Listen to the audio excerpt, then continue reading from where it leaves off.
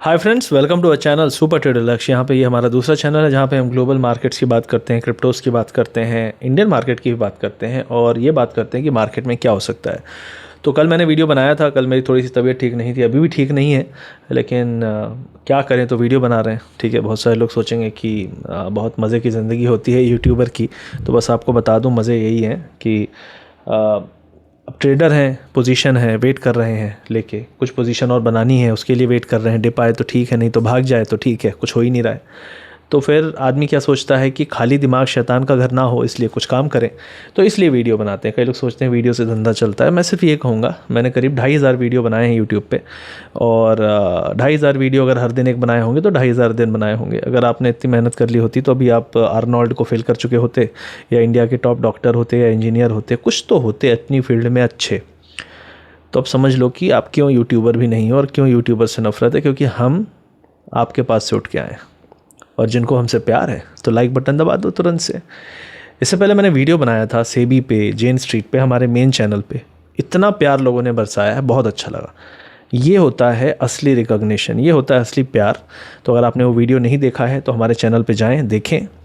बहुत तगड़ा वीडियो है, 30 मिनट का है, ज़रूर देखिए, उसको शेयर भी करिएगा। और देख चुके हैं तो बहुत अच्छी बात है। बाकी इस वीडियो को लाइक कर दें और इस चैनल को भी सब्सक्राइब कर लें, क्योंकि मार्केट का एनालिसिस वीडियो यहीं पे आने वाला है। अब बहुत सारे लोग बोलेंगे कि मार्केट में क्या चल रहा है, तो राइट नाउ मार्केट में फिर से एक ही चीज़ है, सेम। बैंक निफ्टी परफॉर्म नहीं कर रहा, निफ्टी थोड़ा बहुत ठीक कर रहा है, लेकिन ठीक करके भी वो ब्रेकआउट नहीं कर पा रहा है। तो क्या यहाँ से मार्केट फंसा हुआ है? मेरे हिसाब से यस। 24,900 के नीचे जब तक हम हैं तब तक मार्केट फंसा हुआ है, और यहाँ पे एफआईआईज डिफेंड करने की कोशिश कर रहे थे, अभी तक थे, इसलिए बोल रहा हूँ क्योंकि हो सकता है किसी भी दिन पलट दें। होता क्या है कि जिस दिन मार्केट यहाँ से उठना शुरू होगा उस दिन आपको लगेगा यार आज तो क्यों उठ रहा है, आज तो उठने का कोई दिन नहीं है। तो वो नॉर्मली निगेटिव दिन होता है, या फिर वो एकदम से शांत दिन में अचानक से ब्रेकआउट करा देते हैं जब कोई तैयार नहीं होता, क्योंकि लोग इंतज़ार कर रहे होते हैं समाचार का। तो मेरे हिसाब से यूएस में दो चीज़ें इंपॉर्टेंट होने वाली हैं। पहला है इन्फ्लेशन डेटा, दूसरा है फेड की मीटिंग। तो इन्फ्लेशन के दो डेटा आने वाले हैं, एक कल आएगा, एक परसों आएगा।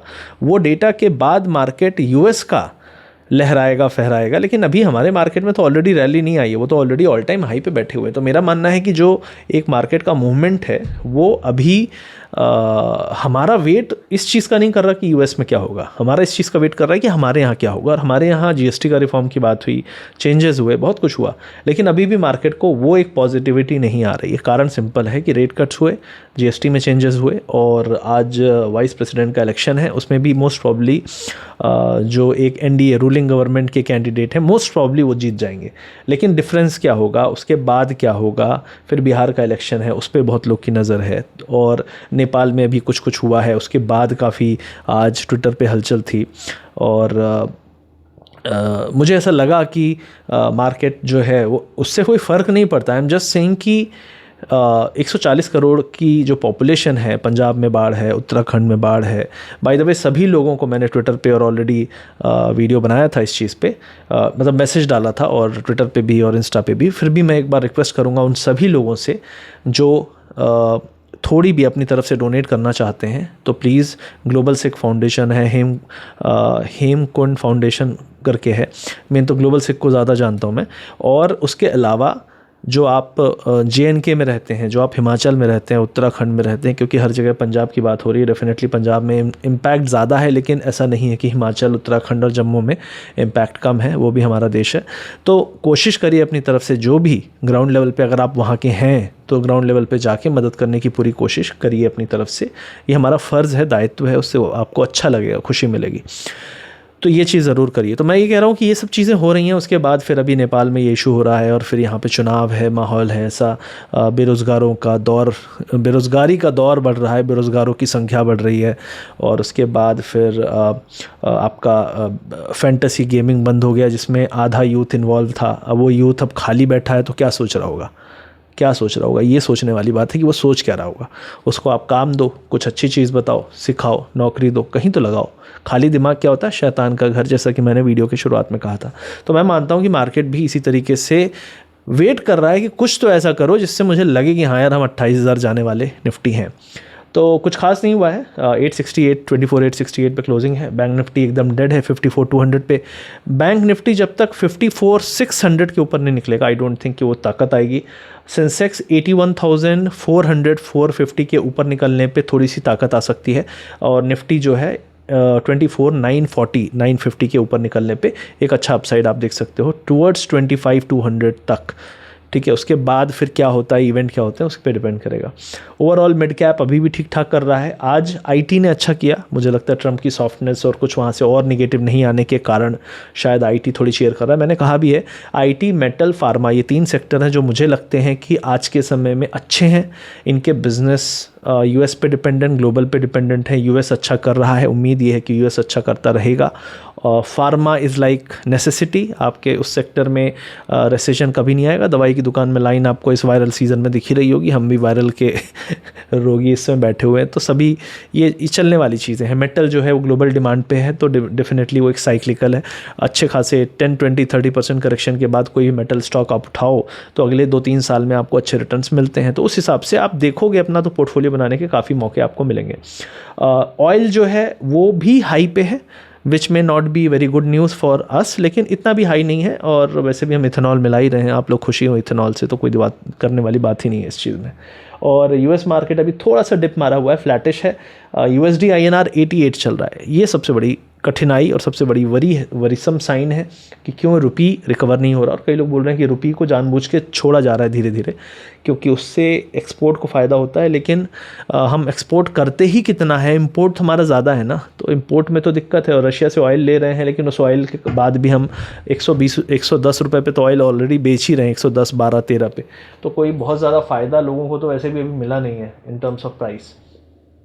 डॉलर इंडेक्स 97.6 पे है, तो डॉलर इंडेक्स जो है वो ट्रम्प तो चाहता है कि 90 के आसपास आ जाए, तो उससे फ़ायदा होगा डेफिनेटली रिस्की एसेट को। और रेट कट की बातें चल रही हैं, तो 17 तारीख को देखो पावेल क्या करता है। लेकिन 25 बेसिस पॉइंट तो ऑलरेडी डन डील है। लेकिन पावेल का जो पॉजिटिव सरप्राइज़ देखा लास्ट जैक्सन होल मीटिंग में, उसके बाद बहुत से लोग उम्मीद कर रहे हैं कि यहाँ पे एक और सरप्राइज़ पावेल दे सकता है। वो है कि 50 बेसिस पॉइंट कट कर दे, फ्रंट लोड कर दे, और ये बोले कि आगे डेटा में हम देखेंगे। ये भी पॉसिबल है, जो कि मार्केट उम्मीद नहीं कर रहा है। और ये अगर आया तो आपको रिस्की एसेट भागेंगे, जैसे कि क्रिप्टो, जैसे कि स्मॉल कैप स्टॉक्स जो ग्लोबली होते हैं। तो क्रिप्टो की बात यहाँ पे शुरू हुई है, तो अब क्रिप्टो में थोड़ी सी देख लें क्या चल रहा है। तो फिलहाल बिटकॉइन 1,11,000 12,000 के आसपास है, 13 तक गया था, थोड़ा डिप आया हुआ है। इथीरियम यहाँ पे थोड़ा सा डिप आया हुआ है 4290 के आसपास। सोलाना 214, LTC 112, ये तो डेड है। तो मेरे हिसाब से जो बेस्ट परफॉर्मिंग है और जिनसे मुझे ज़्यादा उम्मीद है, अगर बड़ों में कहें तो bitcoin can do good. Ethereum बहुत लंबे कंसोलिडेशन पे चल रहा है, मुझे लगता है कि इसको ऊपर जाने में अभी समय लगेगा। लेकिन सोलाना, उसके बाद एवैक्स हो गया, एडा हो गया, सुई हो गया, XRP हो गया, इनमें ठीक ठाक रिटर्न देने के चांस ज़्यादा हैं इन कंपेरिजन टू अदर्स। और उसके अलावा और भी हैं, तो नियर है, और आर्बिट्रेरियम ARB करके है, वो साइन है। हाइपर लिक्विड अच्छा कर रहा है।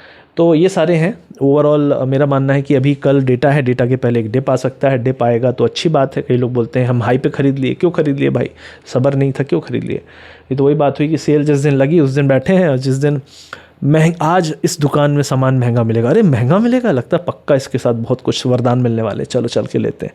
तो जब स्टॉक खरीदो या ट्रेड लो, तो कोई भी चीज़ महंगा खरीदते हो ना, तो ऐसे ही सोचो कि मैं वो इंसान हूँ, उस दुकान में कह रहा है कि आज सब सामान महंगा है, मैं उसी दिन जाके ख़रीदता हूँ। फिर उम्मीद करता हूँ कि मैंने एक अच्छी डील लाई और लोग शाबाशी देंगे तो मैं इस चीज़ पे कौन देगा शाबाशी, बताओ। तो लोग यहाँ पे ऐसे ही बिहेव करते हैं, तो ठीक है, it's okay. I am not saying कि राइट और रॉन्ग की बात नहीं कर रहा हूँ, बस मैं ये कह रहा हूँ कि use common sense while buying and use common sense while exiting also. दोनों चीज़ों में कॉमन सेंस चाहिए होता है। तो ये फिलहाल मेरा व्यू था। ओवरऑल मार्केट में कल और परसों जो डेटा है उसके पहले थोड़ा सा पुल बैक ग्लोबल में है। निफ्टी बैंक निफ्टी में इतना फ़र्क नहीं दिख रहा है। दैट मीन्स कि हमारा मार्केट अगर वहाँ पे कुछ अच्छा हुआ तो हम अच्छा परफॉर्म कर सकते हैं। हमारा मार्केट स्ट्रॉन्ग है, और इसीलिए मैं कह रहा हूँ, क्योंकि वहाँ पे कॉशन है, यहाँ पे नहीं है, तो इसका मतलब है कि यहाँ पे रिस्क लेने की क्षमता लोगों की ज़्यादा है, and that is a good news. और बाकी तो यार देखो, नेपाल, हमारे देश में नेपाली लोग बहुत मतलब बहुत तरह से सेवा देते हैं, है ना। हर तरह आप देखिए, चौकीदार देखिए, हमारा कुक था हमारे यहाँ, सोसाइटीज़ में देखिए, और बहुत सारे लोग जॉब कर रहे हैं इंडिया में, काफ़ी सारे लोग, और काफ़ी सारे लोग सेना में हैं, आपको नहीं पता होगा, सेना में हमारे बहुत सारे नेपाली लोग हैं। तो इस तरीके से इट इज़ नॉट लाइक कि चलो उसकी प्रॉब्लम है। वी हैव टू अंडरस्टैंड कि Nepal has a big contribution and also involvement in our countries every day. तो उस हिसाब से आप सोचिए, मतलब ये होना कोई अच्छी बात नहीं है। और ज़रूर पंजाब, उत्तराखंड, हिमाचल, जम्मू के लिए जो कोशिश हो वो करिए। मैं भी अपनी तरफ से पूरी कोशिश कर रहा हूँ और बहुत जल्दी क्या करने वाला हूँ वो अनाउंस करूँगा। Thank you very much guys, take care, see you soon, and subscribe करिएगा, इस वीडियो को लाइक करिएगा, शेयर करिएगा। मिलते हैं बहुत जल्दी, बाय बाय। हाँ, बाय द वे, अगर सीखना समझना है तो वीडियो के पिन कमेंट को चेक कर लीजिएगा। क्रिप्टो क्लब में ज्वाइन करने के लिए फ्री है वो, उसके लिए जो है कंडीशन, अकाउंट खोलिए, फॉर्म भरिए, एक्टिव रहिए उस अकाउंट पे। और अगर आप अकाउंट खोलने में असमर्थ हैं तो वहाँ पे पेड क्रिप्टो क्लब है, बहुत नॉमिनल रेट्स हैं, वो ज्वाइन कर सकते हैं। सीखिए, समझिए, फोकस ये है, बिना सीखे हुए जो बर्बाद हुए हैं उनसे तो बेटर ही आप करेंगे। इसलिए बाय बाय, टेक केयर।